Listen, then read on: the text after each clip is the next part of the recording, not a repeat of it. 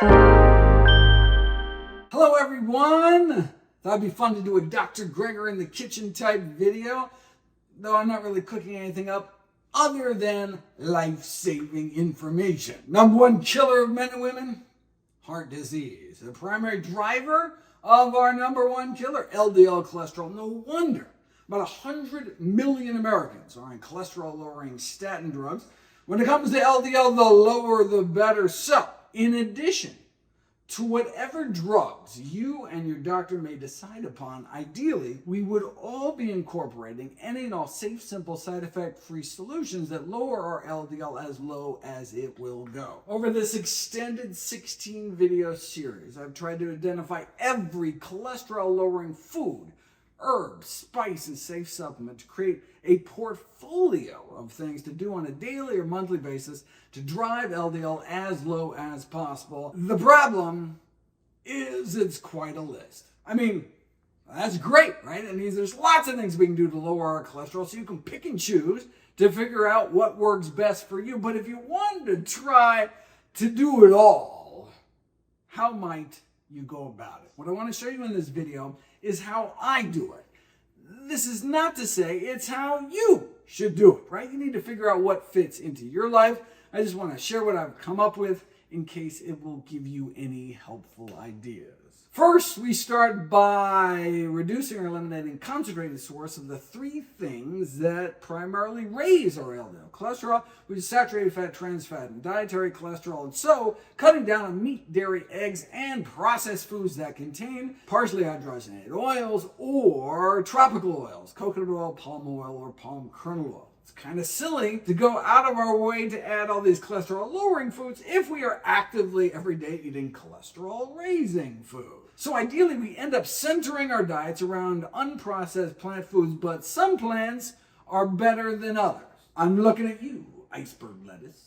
So, in my book, How Not to Die, now in its 10th anniversary edition, I created my Daily Dozen checklist of all the healthiest of healthy foods and habits that I encourage everyone to fit into their daily routine. For details, you can check it out at your local public library or download the free app Dr. Greger's Daily Dozen. In the appendix of How Not to Die, I emphasize the importance of a regular, reliable source of vitamin B12, vitamin D if you don't get enough sunshine, and a good source of iodine. You also may want to consider taking a pollutant-free source of DHA.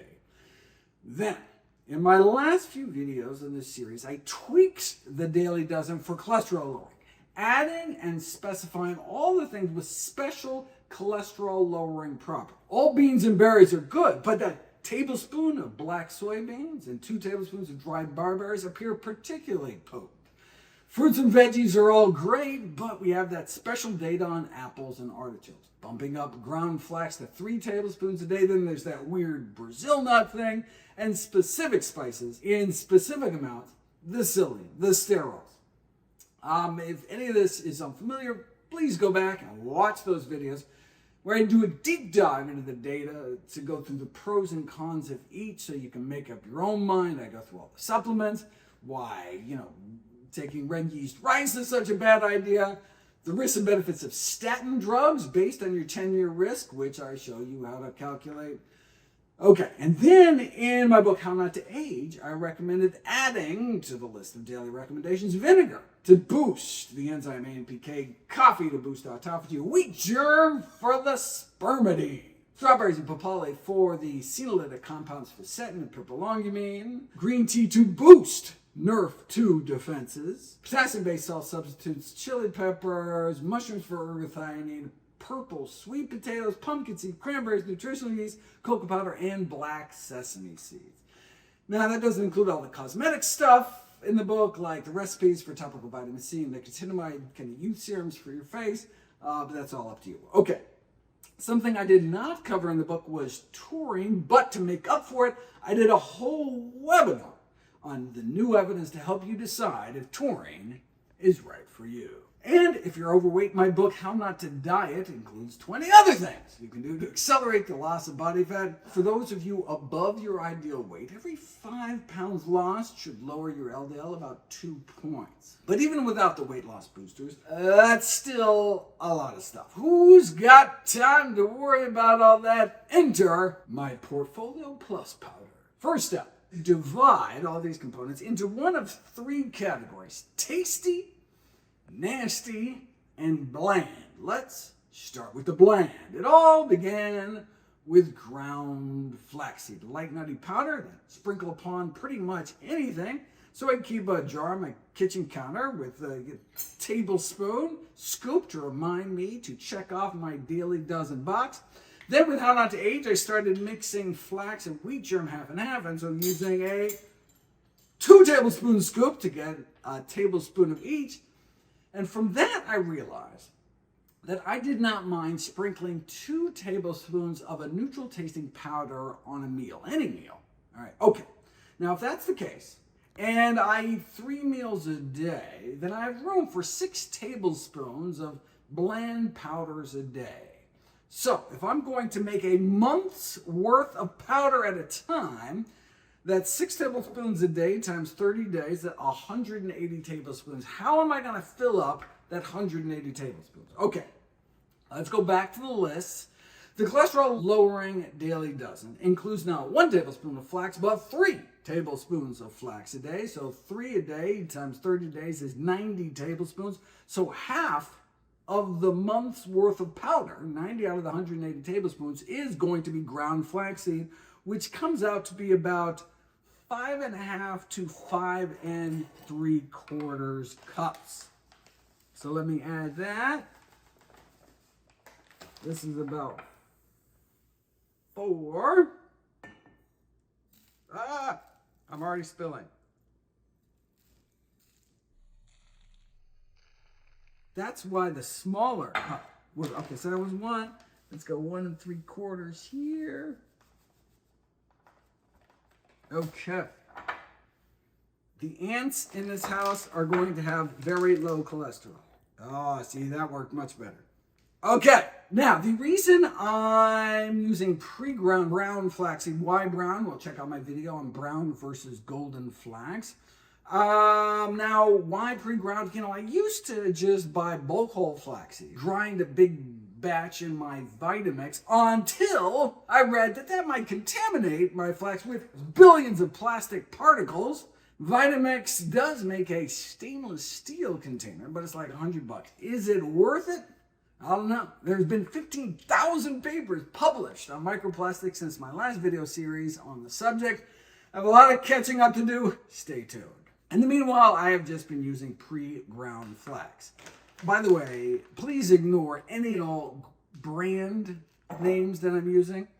Unless otherwise specified, I'm literally just using the cheapest sources I've been able to find online. Neither I nor Nutrition Facts have ever accepted any money to promote any product from any for-profit company. Never have and never will. Okay, 90 tablespoons down versus a little on the counter. 90 to go to make up my 180 tablespoons of bland powder that I'm willing to sprinkle on my meals every month. What else has a neutral taste?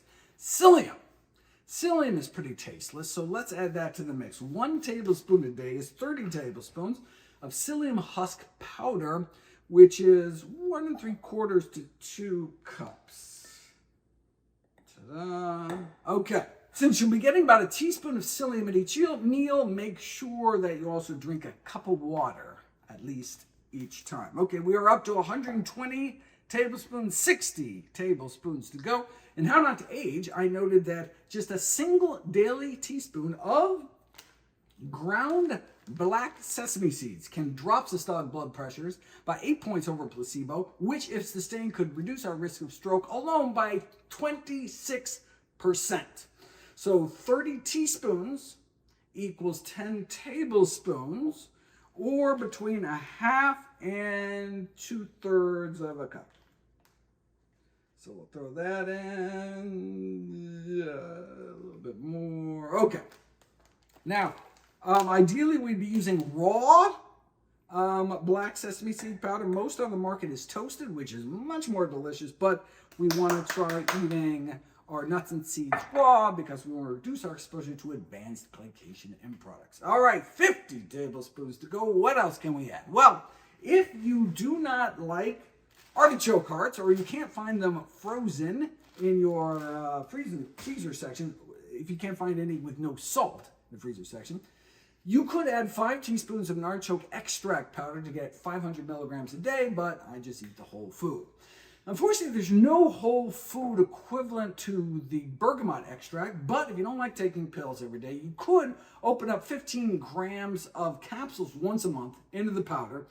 It's pretty bitter, though. I was hoping that a ½ gram spread over that 6 tablespoons a day would kind of dilute it enough. I tried that, though. Still too bitter for me, but maybe your taste buds are different. The sumac, though, isn't too bad. A ½ teaspoon a day works out to 5 tablespoons a month.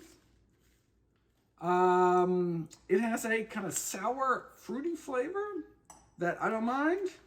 But if you don't like it, then instead of adding to the powder, you could just use it however you use your barberries. It has a similar kind of tart taste. If you decide to do taurine, 4 tablespoons of the pure powder will get you about 1,500 milligrams a day, which you could add to the monthly batch. I've been able to find 2 bulk sources of phytosterol powder. You need to add 4 tablespoons to get 2 grams a day. But as I mentioned in the video, I am skeptical that the pure powder works, so I just take the actual esterified supplement 3 times a day to get my 2 grams. But it's expensive, like $1 a day, though cheaper if you buy it on eBay near their expiration dates. Pro tip. What else can we add? Well, for iodine, I used to make veggie sushi a lot, or sushi salad, or in the winter, I have miso soup with a little rame seaweed, or I'd sprinkle a ½ teaspoon of dulse onto my food every day, even though dulse is pretty mild, it just doesn't work with all dishes. So normally I would tell people to stay away from kelp because we risk iodine overload if we get any more than just a tiny amount, but tiny amount would be perfect for our purposes here. This brand has 732 micrograms of iodine per gram. So if we wanted to get 150 micrograms a day for a month, 2 teaspoons. Spread out over the entire month, and it's diluted enough that you should not taste it. Now, if you already have a regular source of iodine in your diet, there's no need to do this. I probably don't eat seaweed regularly enough, so that's why I add it to my mix. You'll note, though, I'm going to have to shake it really good, right, to evenly distribute it. Otherwise, it kind of just defeats the purpose. And speaking of which, if you take vitamin B12 3 times a day, you only need 2 microgram doses, whereas if you take it once a day, you need 50. You take it once a week, 2,000. Does that make any sense? Check out my video for the math. But by crushing up 1 250 microgram tablet of cyanocobalamin, which is the preferred form of B12, and adding it to the mix, you could theoretically get your 2 to 3 micrograms per meal, but that's assuming it's perfectly distributed. So if you are going to try it, I might use a 500 microgram pill. So I whip out my handy mortar and pestle here. Ta-da!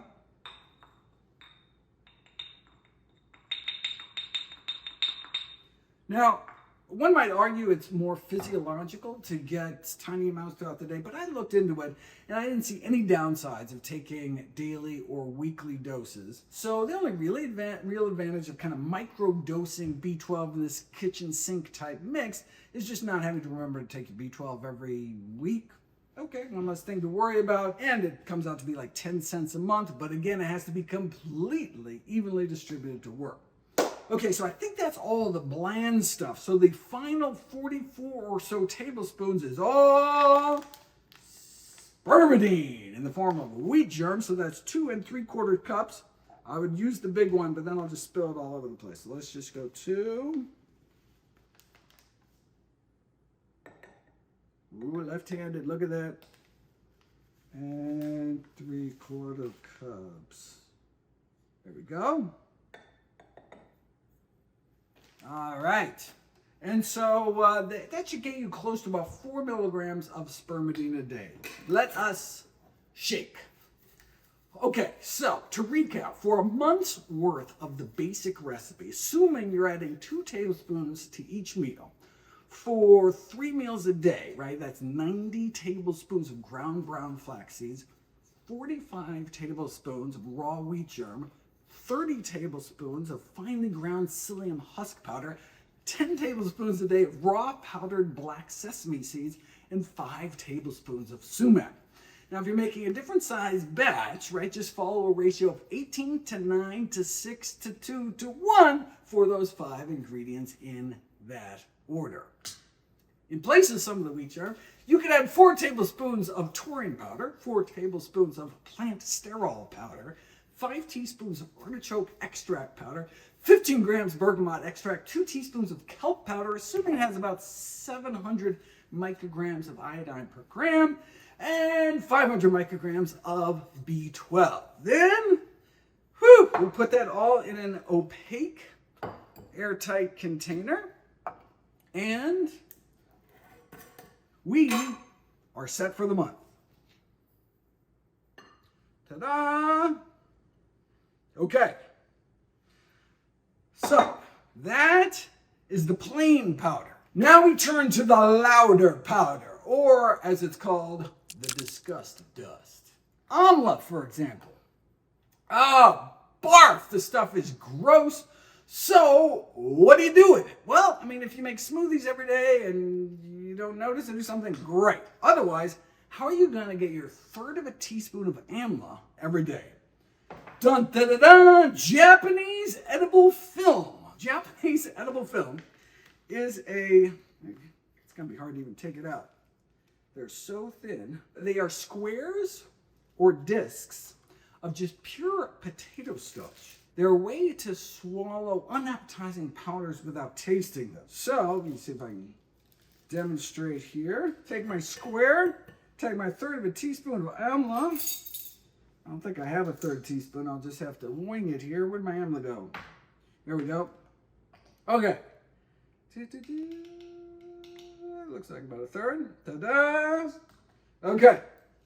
Then what you do with dry fingers, you wrap it up like a wonton. Take the corners, right? Boom, boom, boom, boom. Ta-ta. Okay, wrap it up like a wonton. Then you take a glass of water. You dip it in the water, and then it kind of self-seals up. Then you put it in your mouth.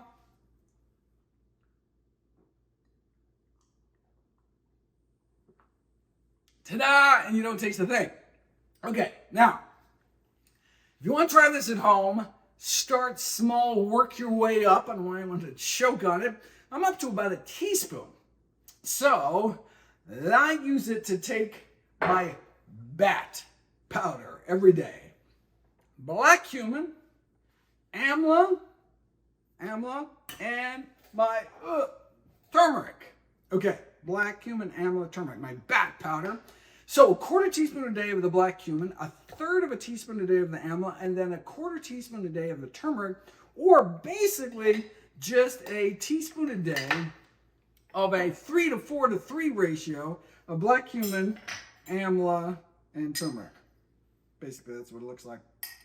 Okay, and you put it in your edible film, and you're set to go. Now, there's other ways to swallow unpleasant powders. You could use pre-filled capsules. You could fill capsules yourself with a little capsule maker, or just make a shot. You could take that teaspoon, put it in a little thing with some water, stir it up, and just drink it down. I call it the curry slurry method. Whatever floats your boat. Okay, here's where we ended up. The bland components find their way into my sprinkle on meals powder. The nasty bits go into the edible film. And then for the stuff I like, the tasty components, That goes into my regular meal rotation. So, for example, for breakfast, I might have a warm grain like my creme chocolate pomegranate roll bowl, or just some oat groats for the defrosted frozen berries. Lemon balm is in the mint family, so I mix it in a 1-to-3 ratio with freeze-dried strawberry powder, and I just put a heaping tablespoon of that into whatever I'm having that morning. I make it chocolated with cocoa powder, nut seeds, barberries, got my barberries, some chocolate balsamic vinegar, and of course, two tablespoons of the Portfolio Plus powder. So boom, that's like 17 things checked off, and I've hardly even woken up yet. For lunch, I've been doing a lot of kind of Italian recently, so whole grain pasta dishes like hummus, which is mac and cheese, but with hummus instead of cheese. So the garlic, savory artichokes, and mushrooms pair perfectly well. But let's say you hate the taste of garlic and instead you cook a lot of Indian. Okay, fine. Then you're making bag powder, right? Make a lot of Middle Eastern, well, then just use the sumac directly in the meals. You don't need to put it in the powder, right? Same thing with, like, remember the artichoke extract? You can use that instead of actually using artichokes. Then in the afternoon, I'll have some green tea. The apples make a great dessert. The sweet potatoes can be a hearty snack or air fried as fries on the side. Not something I do every day, but it's just, I want to include them on the list as a reminder to try them out. You can also get purple sweet potato powder. They can put in smoothies or something, get these bright purple smoothies that kids will love. I do my bat powder in the morning, along with a capsule of the plant sterol esters, bergamot extract, DHA, and vitamin D. Then I take an additional capsule of plant sterols at lunch and dinner, along with a 2 tablespoon sprinkle of the bland powder. I don't have room in my edible film for the papali. I didn't want to do 2 films a day. That would change, though, if the purported benefits do become more than just theoretical. Likewise, if my 10-year risk of heart disease ever crept up to 5%, I would start a statin in a heartbeat. And I'm still waiting on better data for the taurine. I think it's totally reasonable not to wait. It all depends on your risk tolerance, both in both directions, both safety and potentially missing out on any benefits. Okay, I imagine this video be a little overwhelming, right? Look, if all you do is go out and eat an apple once in a while, great. Your body, your choice, right? You know I try to keep things simple. You know I hate supplements. God knows what's in them half the time. But given the evidence that we should try to lower our LDL as much as possible, I wanted to give everyone, lay out every tool I could find so you can mix and match them together to have as much control over your destiny as you want. To track your progress, you can start by getting a free LDL cholesterol test by going to familyheart.org, thanks to the nonprofit Family Heart Foundation. They just send it to you in the mail. Then you can have your doctor order test for you every month to see how you're doing. Or if there's a local Quest or LabCorp location near you, you can just order your own test. Or to save time, you can get a little cholesterol testing machine that uses little drops of blood and gives you a digital readout in a few minutes. You could check it every week, try out different foods and supplements, and see what works for you. I hope this video helped, at the very least gave you some ideas. From the bottom of my heart to your future, even healthier heart, this is Dr. Michael Greger with NutritionFacts.org.